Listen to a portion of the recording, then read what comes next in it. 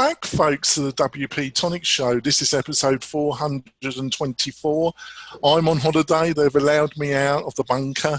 I'm roaming. So the sound quality might be a little bit lower than normal, but I don't think it's too bad. And we've got a great guest with us. We've got Taylor Garns from us, and he's from Boxoutmarketing. So, Taylor, would you like to quickly introduce yourself to the listeners and viewers? Sure. Well, thank you, first off, for having me. I really appreciate it. It's always good to connect with great people like you and your audience. But my background is all with Infusionsoft. So if those of you that are familiar with Infusionsoft know it's a marketing automation platform. I was there as the director of marketing and eventually the vice president of marketing from 2012 or 2007 to 2012. I left in 2012 and eventually started my own agency, which is Boxoutmarketing, and focused specifically on Infusionsoft customers, helping them build and strategize their funnels to grow their businesses. So that's kind of in a nutshell what we're all about. Oh, that's great. And I thought Taylor would be a great person to have on the show to tell us about what his thoughts around marketing automation, how it could be linked into membership, course, websites, e-learning. And I also got my great co-host, Adrian. Adrian, would you like to introduce yourself to the listeners and viewers? Hi, everyone. My name is Adrian. I'm the CEO and founder of Groundhog, and we produce marketing automation tools as well for WordPress, specifically for anybody in the WordPress community. So if you need a marketing automation and sales tool, then you can head on over to groundhog.io and find out more about how you can install tools like Infusionsoft directly in your WordPress website. That's great. Before we start the main part of the interview, folks, I'd like to mention one of our great sponsors, and that's Kinster Hosting. Kinster only specializes in WordPress hosting with an emphasis on membership sites, WooCommerce, anything that needs a little bit of extra performance. A slow website means lost customers means lost revenue. We've been with Kinster for over 2 years hosting the WP-Tonic site. They're a fantastic hosting company. You get all the bells and whistles. You get Google Cloud infrastructure. You get a fantastic UX interface. And the main thing is you get some of the best support on the market today. 24/7 support from people that really got a passion for WordPress and hosting, and every technician really knows what they're talking about. So if that sounds interesting for yourself or for your clients, go over to kinster.com and mention that you heard about them from WP-Tonic. So Taylor, so in Infusion, you've obviously had a lot of experience. I'm just going to ask you really broad questions to start off. Where do you think marketing automation is in 2019, and where do you think it's going to be in a year's time? Do you see any kind of trends at the present moment? Yeah, so when you look at technology life cycle adaptation, typically you get new technology is launched, you get early adopters. Eventually, that technology kind of gets out to the masses, and then there's often kind of in that process a splintering. There's a bazillion companies that kind of jump onto that idea, and then there's a consolidation effort. Some of the bigger ones start to buy up all the other ones, and innovation tends to slow down during that period. And then oftentimes there's another whole period of innovation. And so in where we are right now, I feel like we're in kind of that we're approaching a consolidation phase. So there's been these tools, Infusionsoft being the leader for many years, but a lot of them have developed. They're becoming pretty ubiquitous. Most small businesses now are aware of some type of marketing automation, whether it be through chatbots or email marketing or whatever. And it's all splintered. There's all these different tools, a bunch of different softwares, a bunch of different approaches. It's quite confusing, actually. So I expect over the next few years, someone's going to come along and start to gobble all this stuff up and consolidate it, right? And create kind of, here's the master tool that manages all the tools of tools that automates everything from chatbots to email to whatever. Maybe that won't happen. I don't know. But I expect that something along those lines will start to happen. We're also seeing a lot of this technology being simplified and pushed down to to the more pragmatic buyer, just the average small business mom and pop shop who've never got into technology, maybe even doesn't have a website, but realizes, hey, there's people out there. My audience is out there. They're on Facebook, they're on Instagram, they're wherever, and I can use tools to attract them and get them to buy things. So anyways, there's this effort to get it out to everybody and have everybody utilizing these tools. And then there's this consolidation thing that hasn't happened yet, but I expect to happen. And with that, maybe even after that, there's a whole nother period of innovation that will come as people start to fight against the consolidation effort, right? And who knows what that'll look like? For me, it's too far out there to even imagine what that looks like. That's great. Over to you, Adrian. So for someone who's hearing about maybe marketing automation for the first time, you said, there's these chat bots, there's email, and there's all of these different venues, and you said it's all very splintered. From experience, where's the best place if they're absolutely new to it? Where's the best place for them to actually start doing their research and maybe implement this in their business? Yeah, that's a great question. I would say the best place to start is where you already have assets. And what I mean by that is, do I already have an email list? Or maybe I've got a direct mail list, or maybe I've already got a following on social media or whatever. But leveraging your existing assets is the best place to start, because you're going to waste a lot less money. It's really easy to go spend a lot of money based on someone's recommendation. Hey, you should be on Facebook, and you go and make ads and spend money to put content out there, whatever it is, and it just may not work. So first place is start where you've already got some assets, where you've already got traffic, or you've already got a list, or you've already got a following. Second place to look is, where is your audience already? I see so many people make the mistake of, oh, my consultant told me I should be on Facebook, so I go on Facebook, and they just don't have no way of getting in front of their audience there, or their audience isn't there, or their audience is not responding to their staff, whatever, and they just spend a lot of money and effort wasting time to do that. Same thing with Google Ads. Well, someone told me I should spend money on Google Ads to get traffic to my landing page, to get them into my email system. Well, if that whole search thing can be complex, and if you're not good at it, or you can't find the people or whatever, then it's just a waste. So step 2 is figure out where your people already are. And oftentimes that's through partners. Find someone who's already done the work to gather your audience. Do something with them. Do a joint webinar, do a promotion, do something. It's not always like, hey, just go get on Facebook like everyone says. Right. Thank you. Jonathan? Yeah, so Taylor, what are the kind of customers that Box out helps then? And are there any kind of typical problems that you see in a lot of your clients when they come to you? Yeah.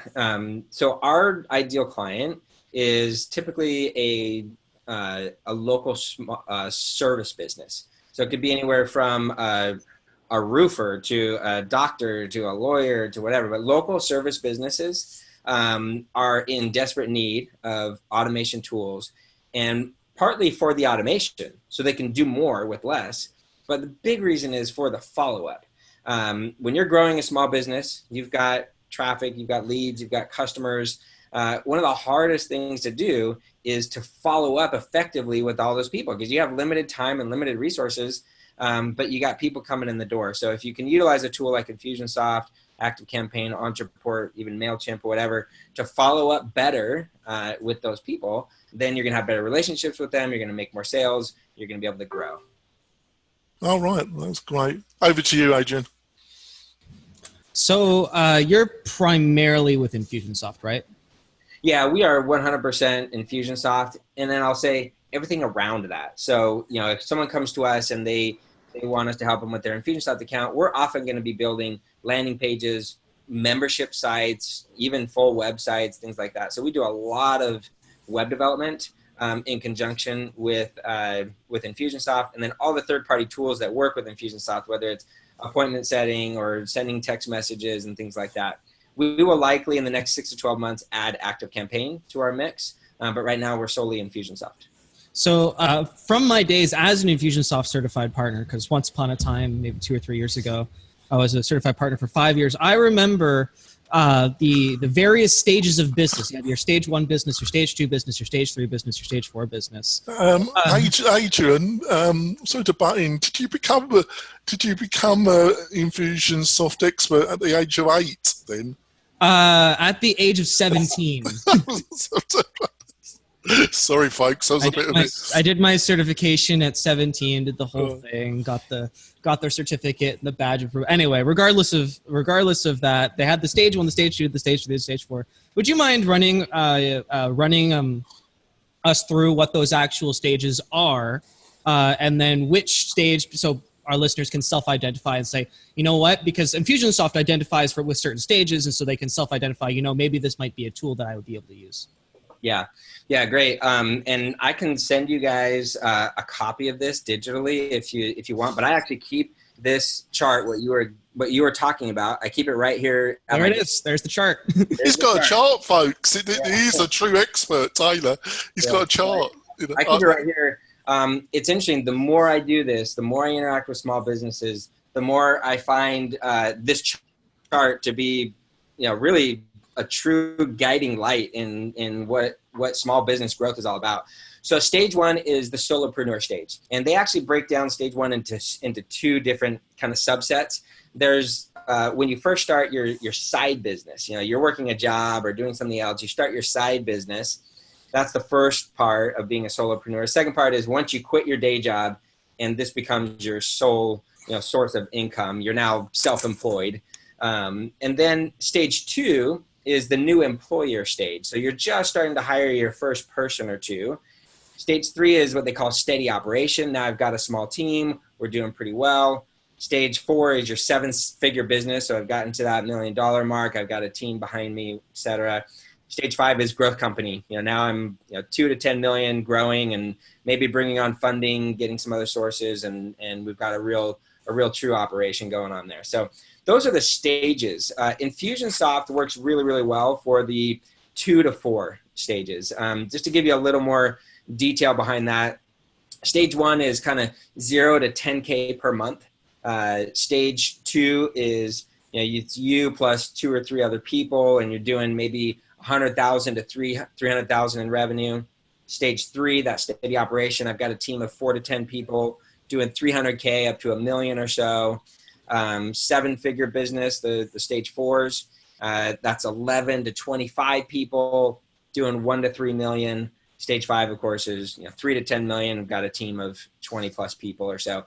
And of course, those numbers are going to vary based on the type of business. Is it e-commerce? Is it coaching and info products? Is it a lawyer down the street? They're all going to kind of have their own different subset of those numbers, but that's the general idea. So we work with businesses that are typically in the 2 to 4 range, sometimes up to 5. But for us, an ideal customer is someone who's already got kind of steady operation going, right? They've got a business, they've got traffic, or they've got a customer list. They've got products they're currently selling, and we can help them grow much, much faster by putting good funnels in place and optimizing those funnels. We don't work with people who are in the first stages of product development, trying to figure out what they're even going to do.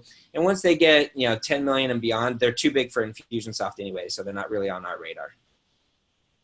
Nice. I think that summed it up pretty nicely. So if you're stage 2 to 4, then this might be a tool you're looking at. If you're a stage 1 to 2, shameless plug, and you don't qualify to go work with Tyler, then you can come work with me instead. That's awesome. Adrian, you may be aware too that Infusionsoft recently rebranded. Now they're called Keep. Yeah. Correct. In the process of doing that, they launched a new product, which is really more for the stage 1 and stage 2 businesses, or at least it has pricing available that's easier to bring on when you're doing $59 or $79 a month instead of $300 a month for Infusionsoft. It's much more simplified, much easier interface, things like that. It's really picking up steam. People are liking Keep a lot. Nice. So again, stage 1 to 2, then you can also check out Keep. All right. Jonathan? We're going to go for our break, folks. We'll be back. We'll be delving more in the world of marketing automation with a true expert, Taylor. We'll be back in a few moments, folks. We're coming back. I'm away from my normal office and I'm melting in this very nice co-working facility in the town of Mount Shatner, or the city of Mount Shatner, near the beautiful mountain. And I'm staying with some friends, but I thought and they've been very nice to me, these folks, but it's a pretty hot room, so I'm boiling. So Taylor, so a lot of businesses, it's all about getting more leads. They come to you because they want to get more leads. So can you outline, when you're first consulting with a client, do you think what you offer and what Infusion offers can actually get leads? And can you outline some of the things you outline to your clients? Yeah, absolutely. One thing to note is that, like you said, everyone thinks they need more leads, and that's not always what they need. And so the first thing we do is cause them to question that. Are we asking the right question? And most people don't ask the right questions when they're trying to grow a business. And so therefore they make the wrong decisions. And so growing a business is much harder than it needs to be. Now, not that it's ever going to be easy. If it were so easy, everyone would be doing it and everyone would be millionaires, right? It's always going to be a challenge, but we can make it a lot easier by asking the right questions. The first question we need to ask is, what does the data tell us? So Boxout is our company name. It's also an acronym. The B stands for baseline. The first thing we do with a client or with anyone we talk to is we establish a baseline.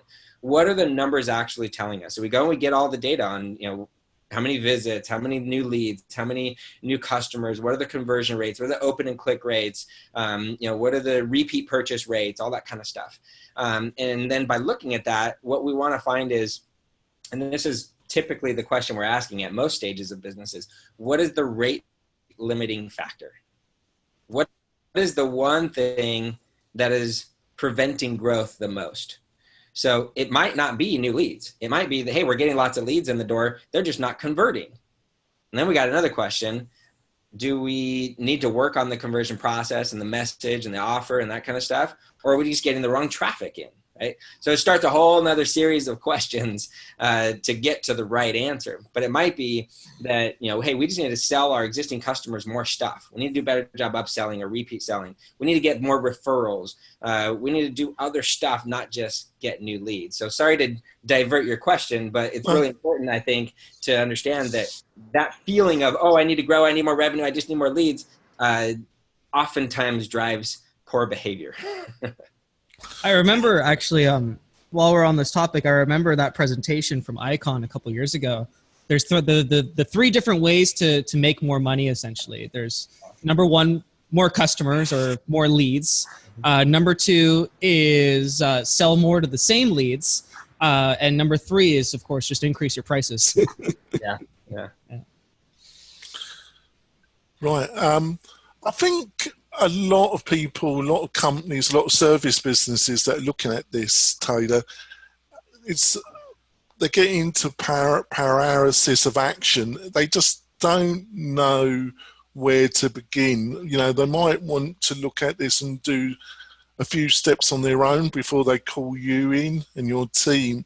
Have you got any kind of insights about if somebody in a company that's in the area, at the stage you outlined a couple questions ago, some first steps that they could try in marketing automation? Yeah, I mean, really, it's not rocket science. It really isn't, right? If you take a database approach to it, then most people can figure this out without having to hire someone like us.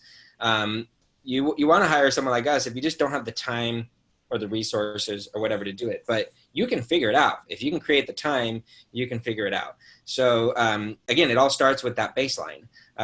Before you decide to do anything, get some data to back up your decisions. That is step number one.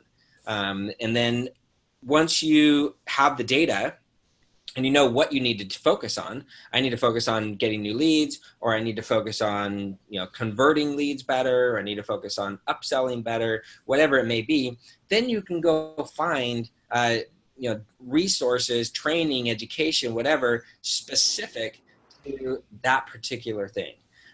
It's very easy to find good education out there, even for free or for low dollar amounts, once you know what you're supposed to actually be doing.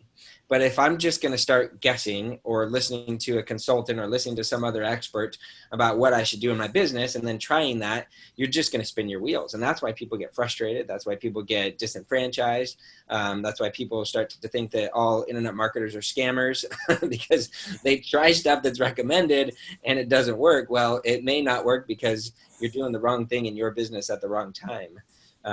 So that's really, for anyone who's trying to do this on their own, that is the first step, is get some data about where you're at and what you need to focus on. Then get the education you need. And where would you suggest they get that first data? What are the tools and the fundamentals in getting that data, Taylor?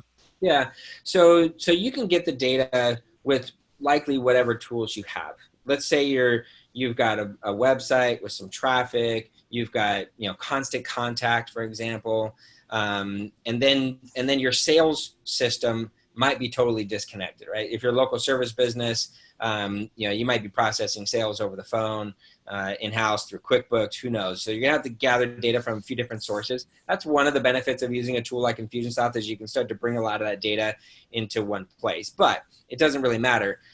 If I have a website, I can get Google Analytics for free. I can install it super, super easily. If I have an email marketing system like Constant Contact, MailChimp, whatever, I can see basic data in there. How many people are on this list? What's my open rate? What's my click rate? Then I can see my sales, wherever that's happening. How many people are actually ending up buying? And so first step is probably just to set up a spreadsheet, start pulling the data from the different sources, month to month to month, and looking at it and seeing, where are the opportunities, where are the gaps. And if you're not familiar with what that data should look like or what it can look like, you might need to get an outside source to look at it and say, oh yeah, your conversion rate's low. You may not know what a low conversion rate is, or a low click rate or whatever. So you might need to get a little outside input to look at that, but that's the first step. That's great. Over to you, Adrian. So I don't actually, I was thinking of a question. I couldn't think of one. So if you have a follow-up, I'm just going to let you go. Yeah, sure. So there's a few kind of buzzwords, there are always things that people are really talking a lot about in this area, Taylor. Bolts are one of them, Facebook Messenger is another, text messaging, automation through text messaging. So I've just thrown out kind of 3 buzzword areas. Which one of those, bolts, Facebook Messenger, text messaging, do you have used yourself in your company, and do you think you can, the best one that could get results? I know what you're probably going to say.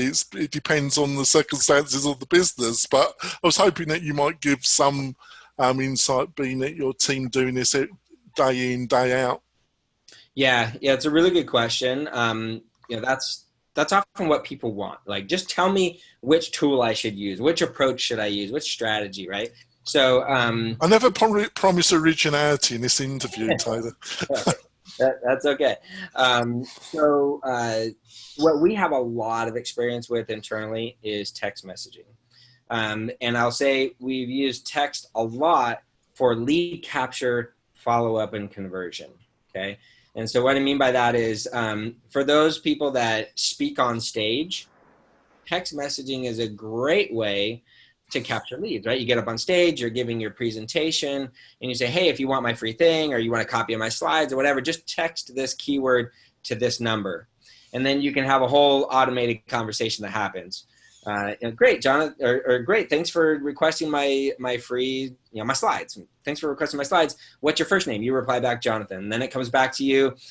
Great, Jonathan, where would you like us to send your slides? Which email address? You type it in, and all of a sudden I've got your email address. You're on my list for email. I can follow up with you by text, things like that. So it's a really, really effective way. So like you said, it depends. It depends on the scenario. If you're speaking from stage, or you have a way to get a phone number in front of someone, text message can be a great way for opt-in, then follow-up. We use text a lot for reminders as well, webinar reminders, appointment reminders, things like that, because everyone's got their phone with them all the time. So that text, boom, just getting that alert is a great way for those immediate types of reminders and communications.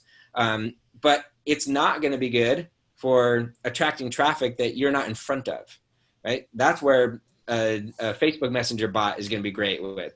You can target audiences, have Facebook Messenger bot pop up, ask questions, engage, have an automated conversation there, get them into a funnel that happens either continually through the Facebook Messenger, or even get them into your email list that way as well. So they both can be very effective. We have more experience with text, but Facebook Messenger bot, I actually was just on the phone yesterday with an expert, getting some ideas about how we might incorporate that into our services, or even do it for ourselves, things like that. So they can both be effective. Depends on kind of your strategy, what you're trying to do. Yeah, I haven't really seen any examples, case studies, anything that really I thought was great around Facebook Messenger, really. I've seen, your example of conferences. I know there's services that are specifically aimed at individuals doing exactly what you outlined with your example, because I had a client come to me a few days ago, and we did a little bit of research for them, and we found a couple companies that we thought were legit, and we sent that particular client their way because they seemed to be offering the service that they were looking at. Over to you, Adrian. I'll just comment real quick too, with Facebook Messenger. What I've seen with clients of ours and the expert that I talked with yesterday, is that Facebook Messenger bots work really, really well in transactional type businesses, e-commerce. And so, you pop up a Facebook Messenger, hey, would you like 10% off such and such in the next 24 hours? Yes, great. Where would you like to send the coupon? This email, whatever. So you can get that kind of quick transaction stuff to happen there. But I haven't seen it effectively used with service businesses. Maybe there's a way, maybe there's a strategy we haven't figured out yet, but e-commerce tends to be the way, or the area where that's working well. That's a great point, Taylor. I totally agree with you. Over to you, Adrian. So for someone, I'm going to go back to like the new business, and this is all new to them again. And, they're listening to us talk, and they're like, wow, this is all over my head. When someone comes to you and they're kind of that space, what do you offer them as the lowest hanging fruit of actually seeing some, results quickly? Like everybody, wants to see something like change. Like they want to see a number get bigger. They want to see revenue get bigger. So in your experience, what's the lowest hanging fruit for someone to just jump in and actually see some results really, really quickly? Yeah, it kind of depends on where they're at with their business and what they need help with the most, right? So we offer our agency services, which are going to be way out of the price range for a lot of people. And then we also have online training, which is easily consumable by most people. And so, depending on where they're at with the business, how much money they have to invest, what the stakes are for them, things like that, we might steer them one direction or the other. What is the expected investment? So with Infusionsoft, the standard monthly fee that people are going to be paying just for that software is about $300 a month, right? And then to get Infusionsoft really working for you, if you're not going to be the one building all the campaigns yourself and things like that, you're going to spend anywhere between $1,000 to $5,000 a month, depending on how much you need actually built and that kind of stuff. So our standard services, we charge $3,000 a month for kind of our standard package. That's kind of the range where that's at. So that's really like a stage 2, stage 3 type area. Definitely. We actually target more stage 3 and 4 for that service. And then our membership site where people can get training on Infusionsoft, training on strategy and kind of what you're saying, how to identify the low-hanging fruit and go after it, that kind of stuff. We have a few different tiers, but you're looking at $100 to a couple $100 a month for access to our membership, where they get recorded training courses, things like that, but also they get access to us through weekly open office hours calls where they can get on there, ask for help, get answers to questions and things like that. So in terms of strategy, though, if someone, I know you said it depends on the business, but at least in my experience, most businesses benefit from sending email, which is one of the most primary things that Infusionsoft does. So in terms of a strategy, what do you think someone would be able to do relatively quickly on their own without any outside help? Yeah. So the first question I'm going to ask someone in that situation is, what do we have to work with right now? Like I asked before, what are the assets that we have? Typically, if they're using Infusionsoft, they got an email list. If they got an email list, then most likely, like if they want to see results right now, and usually when they say results, they want money, right? Then what we're going to do is some kind of flash sale or some kind of offer to get people interested in a higher dollar sale, right? So send a broadcast. Yeah, usually we'll do it as a sequence. We'll set up, 5 or 6 emails over the course of 3 or 4 days, hit them kind of hard, and have a really sexy offer involved there, and get people to either purchase that offer, or if it's a higher dollar offer, they're opting in to talk to someone about purchasing that thing, right? So that's usually the easiest, fastest thing to do right there. Or it really is the same strategy, different audience. Go and find all of your hyper buyers and put together a package and put an offer right in front of those people who are already buying stuff. They already love you. You got a great chance at getting a good response right there. Option 2, sell more stuff to the same people. That's right. Option 2. Thank you. Jonathan? Yeah, we're going to wrap up the podcast part of the show. Taylor, how can people find out more about you and your company, Boxoutmarketing? Yeah, thank you. So yeah, people can just go to boxoutmarketing.com. They can find out all about us there on the website. If you want a free strategy session, just click the button in the upper right. That'll take you to a page where you can fill out the form. You'll get on with one of our account managers. They can help start that process of analyzing the data and understanding your business and recommending next steps for you. So we'd love to chat with you. That's great. And Adrian, how can people find out more about you and your company? So if you're a stage 1 or a stage 2 company and you're looking to add marketing automation and email marketing to the set of tools that you're going to use in order to grow your business, then you can go on over to groundhog with 2gs.io in order to find out about our WordPress plugin that you just install into your site and get started with that process. There's a lot of templates in there to help you get started and actually capture that lowest hanging fruit relatively quickly. That's great, folks. We're going to wrap up the podcast part of the show. Hopefully Taylor can stay on for another 10 minutes. I'm going to ask him what his views on open source software, WordPress. Does he use it? Does his agency use it? And how does he mix open source with an enclosed system like Infusionsoft?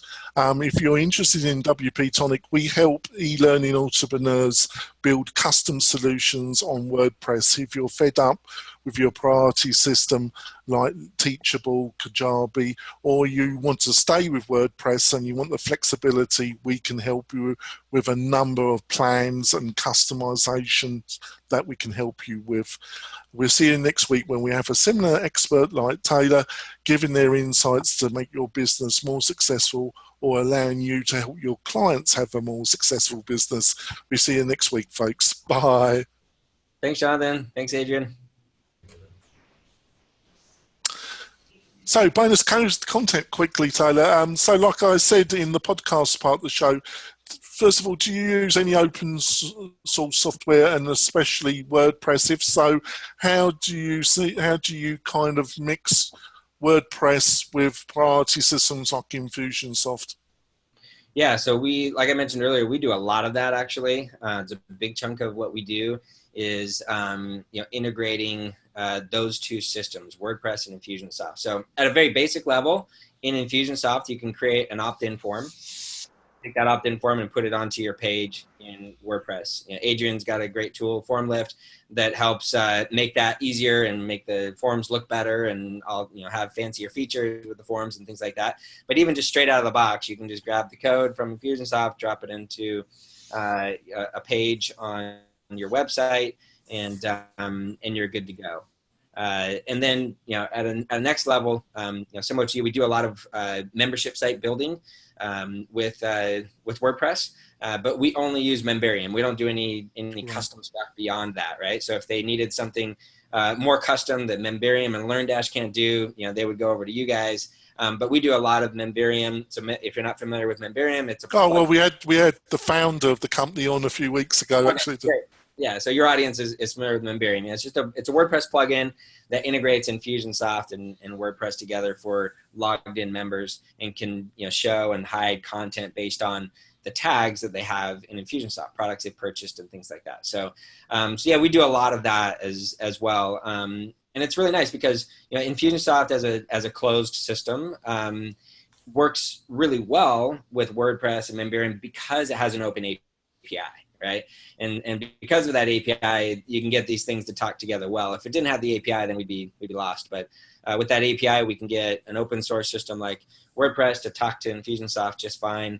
And that marriage actually is quite beautiful. It can do a lot of different things. So your website solution of choice is WordPress then? Absolutely. Yeah, we actually don't work on any other website platforms. I actually just right before getting on with you, I was on with another client that uses Shopify. They have a Shopify site. So they have someone that manages their Shopify site separate from us. And we handle all the Infusionsoft stuff, so that's fine. But we just tell them up front, like, we don't get into Shopify. We're only going to do WordPress.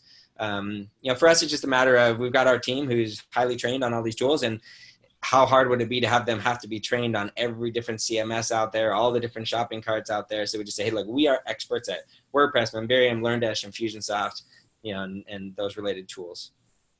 Over to you, Adrian. So for someone who's moving out of stage 1 and into stage 2 and stage 3, I'm sure a lot of times scalability is something that is always in the back of their mind. So how is the scalability of the tech stack that you deploy? What's kind of the range of like customers that are using it? Does it grow big really, really, really, really well and really, really, really quickly?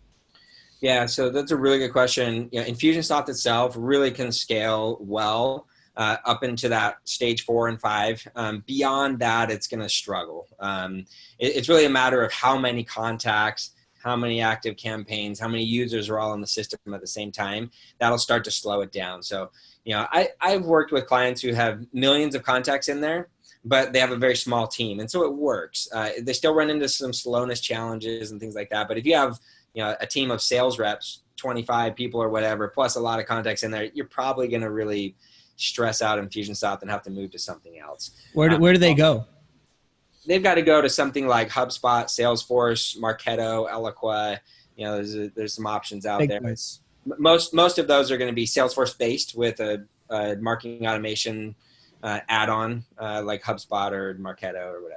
It's really interesting you say that, Taylor, because one of my clients, one of my service clients, is a company called Demand Gen, and they are the leading specializer in marketing automation companies that you've just outlined. So it's interesting because they're Marketo and HubSpot are two of their biggest referral partners. Sure. So it's really interesting how the landscape that you're drawing, actually. So I think we'll wrap up the show, folks. Thanks, Taylor, for coming on. It's been a blast interviewing. I think we're giving some insight of somebody slightly outside the WordPress community. I like to bring people in and get their perspectives, and also outline the latest, the landscape of automation at the present moment. And I thought you would be the expert, and you proved to be that. Thanks so much, Taylor, for coming on the show. Thank you. I appreciate it. It's good to share with you guys. We're going to come back next week with another expert, folks, and I should be back in my normal office and not so hot and bothered. I'll see you next week, folks. Bye.